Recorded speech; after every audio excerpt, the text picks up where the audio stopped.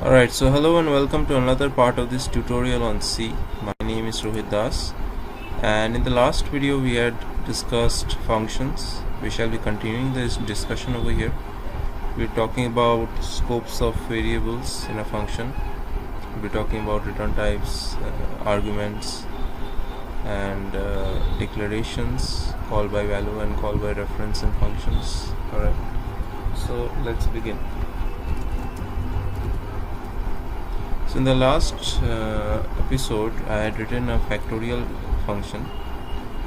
Now what I've done here is that, if you remember, I had put the factorial function before the main, right? And I said that you should write functions, the callee function before the caller function. Okay. Now I said that the program wouldn't run. Okay. It's not exactly true. The program will run, albeit with a warning. Alright. And warnings, although not as harmful as errors, should not be ignored, right? The key to good programming is to make the program understandable by the programmer as well as the computer, right? So if you do this, what will simply happen is that the program will run but will show an error because the compiler won't be able to immediately find out where the callee program is. Alright, so let's just run this program and see what happens. So as you can, alright, so okay, just a minute. Alright, so as you can see over here, it gives us an error on line 6. This is actually line 5.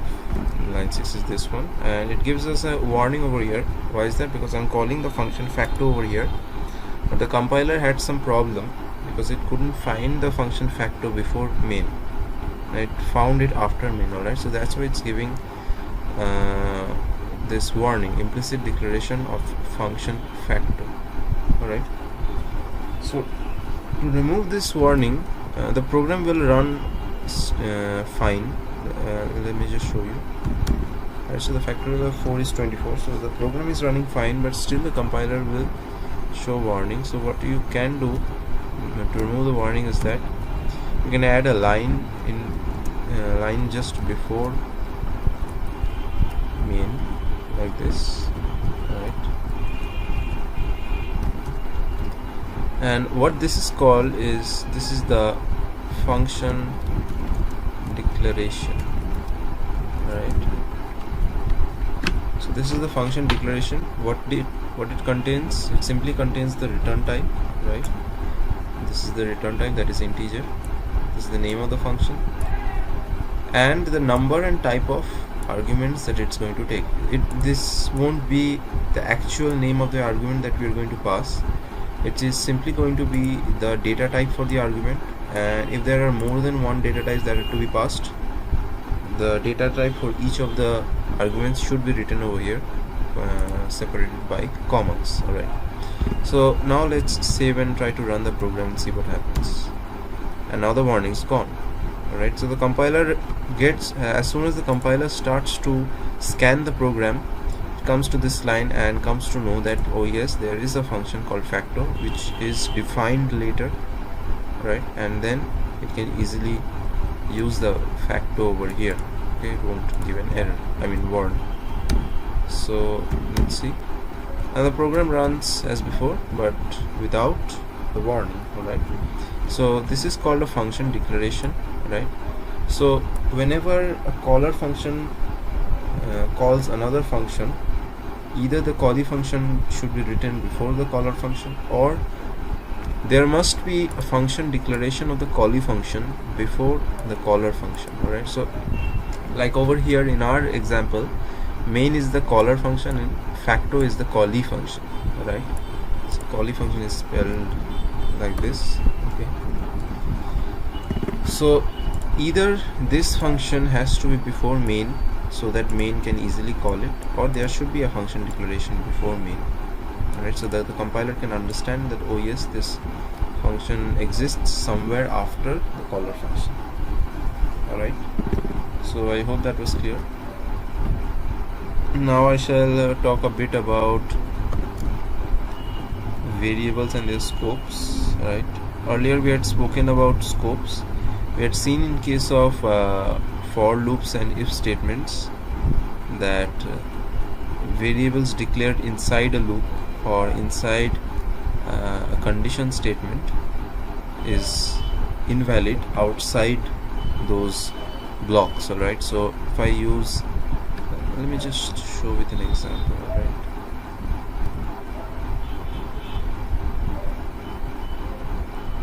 okay, so suppose I have put a and then I do, okay, so I have int a I over here. Okay, so I equal to 0, I less than 5, let's say, I plus plus. And now what I do is that I declare another variable inside in b equal to I square, maybe I into I would be the best. Alright, so now if I try and print this b outside this loop, let's see what happens.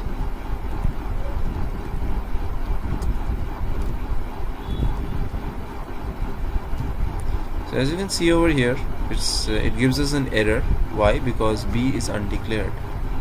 Now you might say that I just declared b here. Well, tough luck, because the scope of b, the scope of a variable means that the range or the area of a program within which a variable is valid or declared or available, right?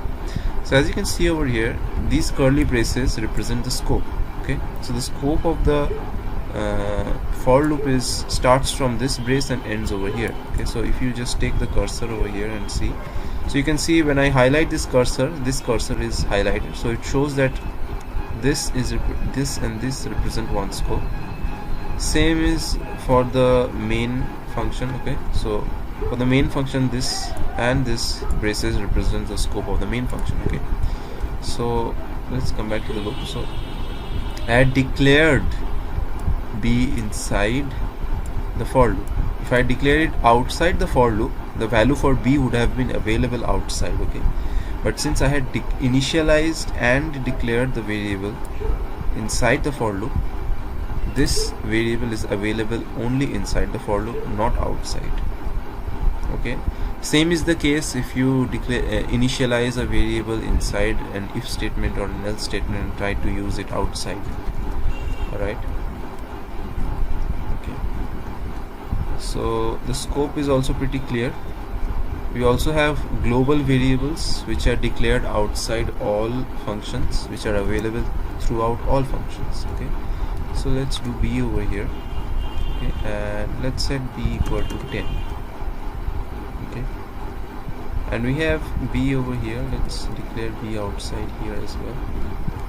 Alright, so now what's happening is that we have two b's initialized. Okay, one is this b over here initialized inside main, and we have another b over here which is initialized as well as declared. Okay, so this is actually a global variable. And these are called local variables. Okay, global variables are those which are available to all functions in a program, whereas local variables are those which are available only within a certain scope. Okay, so now as you can see over here, I have used the same variable name for the global as well as the local variable. Alright, now the local variable b when the loop ends will contain actually 16. Okay, but the global variable contains 10. Now which one will be printed? So let's check it out.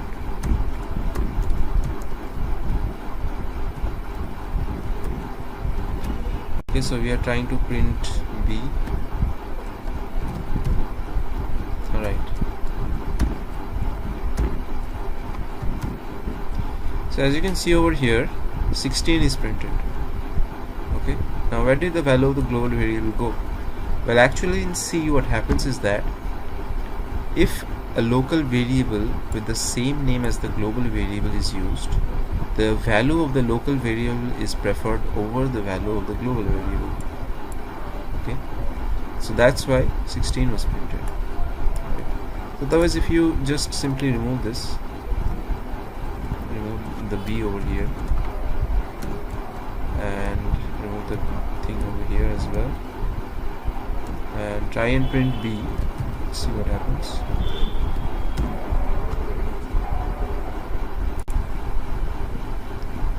Alright. So as you can see over here, since the local variable b isn't available, when I use b anywhere in any function without declaring a local variable with the same name, the value for the global variable is used instead. Okay. Alright, so now that we have talked about function declaration, we have spoken about scopes of variables in a function, local variables and global variables, and now we shall move on to call by value and call by reference. Okay, so let me just explain a bit what call by value and call by reference is. Now suppose we have two variables in our program, a and b. Now suppose I want to swap them using a function. Okay, so let's just write a swap function over here. Let's remove this part. Okay, so let's put a print f here as well. A equal to %d.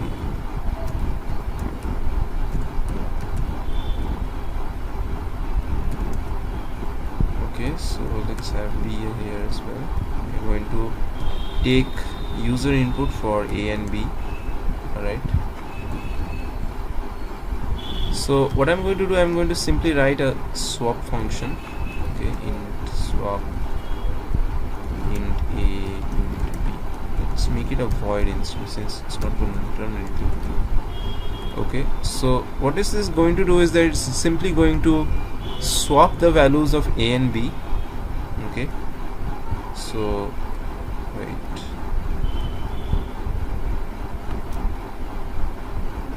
a in main, b in main. Okay. So we're going to use a lot of printf over here before swap in swap, no, wait, before swap, that's fine. Printf a in swap.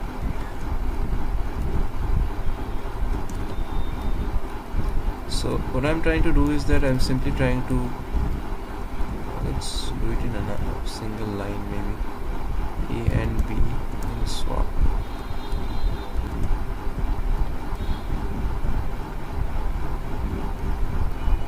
Okay, so as you know how to swap, temp equal to a equal to b equal to temp. Okay,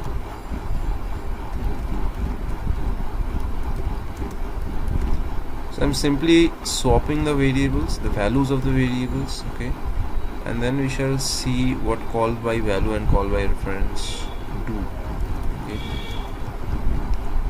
I won't be talking about call by value, call by reference much right now, because that would entail the use of pointers, which we haven't covered yet. But after I cover pointers, I will be explaining call by reference in details. I'll be just showing you what call by reference does actually. Okay,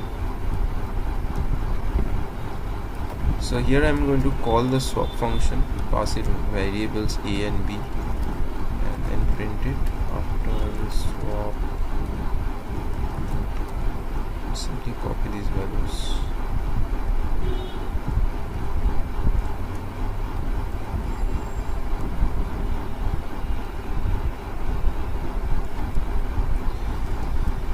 Alright.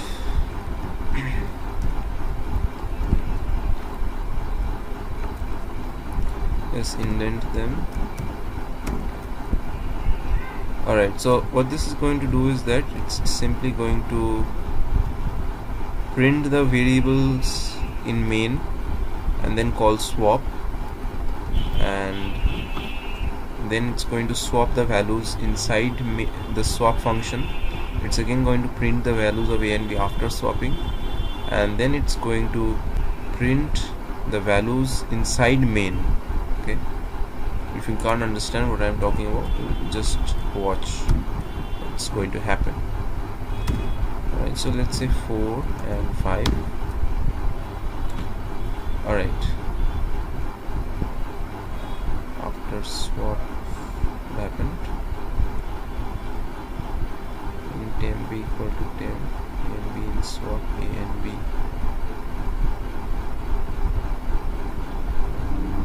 Oh, alright. Why is it called twice? Oh, I forgot the new line over here. Should not forget a proper new line. It makes the output so much better. Let's just compile that again. Alright.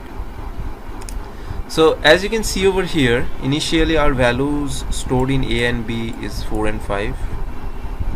Nothing unusual over there. And then the swap function is called over here with the values 4 and 5. Okay, and then before swapping, before this part of the code, they were 4 and 5 inside the swap function, right? After running this part of the code, the values of a and b have been interchanged, right? As you can see over here, this line gives us this output, right? So inside the swap function, we can see that the values of a and b have changed from 4 5 to 5 4. Okay, but if we inspect the values of a and b inside the main function from where the swap has been originally called, we see that the values remain the same. Alright, so a still contains 4, b still contains 5 over here.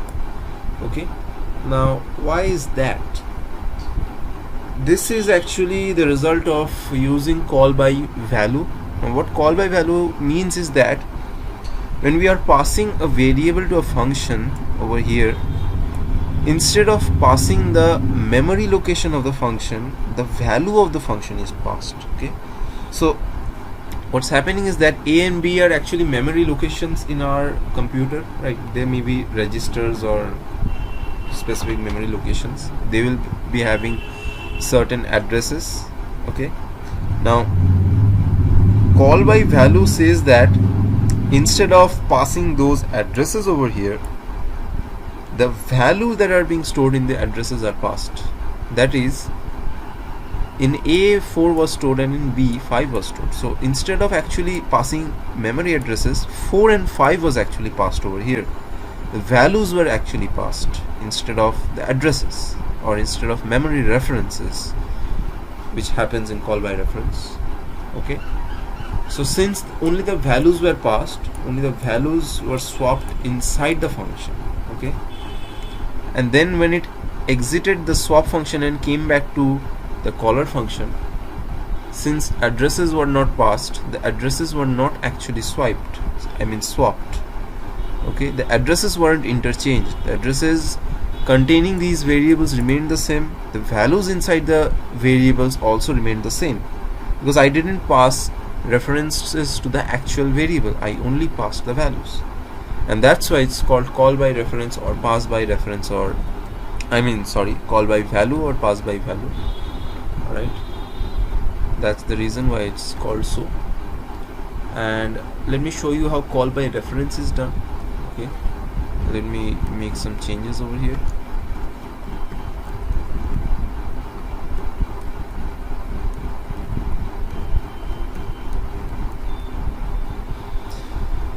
Alright, so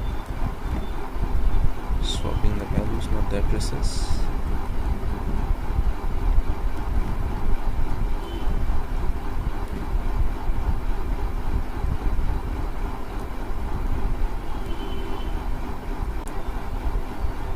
Alright, so let's run this program and see what happens.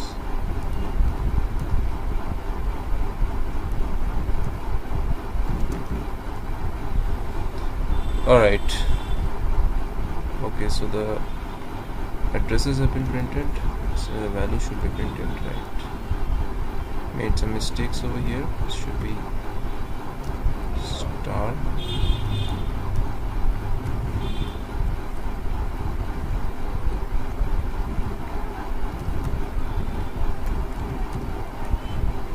Alright, so as you can see over here, what has happened is that we had originally passed 4 5 like before. To swap we had also passed 4 5. Inside swap 5 4 the swapping took place, but now even in main the values have been interchanged. Now why is that? If you observe, I've changed the line where I call the swap function a bit. Instead of writing simply a, I have used ampersand a ampersand b, and in the declaration of the function, instead of writing int a, I've written int star a and int star b, and I've put some stars over here as well. Alright, these are actually pointers. They are actually real memory references which you are passing to the function, right? So what's happening is that actually real memory locations are being passed to the function. Okay, so initially what had happened, if you use only a and only b, only the values were being passed, and hence they both remain the same in main, right? Like we have seen over here. Where is it? Yes, over here, right? But now what we see is that the values have been swapped in main as well. So what I have done is I have actually passed the real memory locations instead of only the variables. I have actually passed the containers for these variables. The values inside the containers were actually swapped. Okay, and that's why they have been actually swapped in the memory location as well, and that is call by reference for you. Okay, so I hope that is clear. It will be much clearer when we discuss pointers later. Right, so let me just remove this everything. Alright, let's just remove this function here as well. Won't be needing that. Alright, so I hope this much was clear what we have discussed up to now. Alright, so that's it for this video. In the next episode we shall be talking about arrays. Hopefully we'll be delving into them. I'll be covering 1D arrays and 2D arrays. We'll be talking about what arrays are and various operations that are available on them. Right, we're also doing some functions using loops on arrays to provide a clear concept. Right, and that's it for this episode. Hope you enjoyed, and leave a like, subscribe, and see you in the next episode.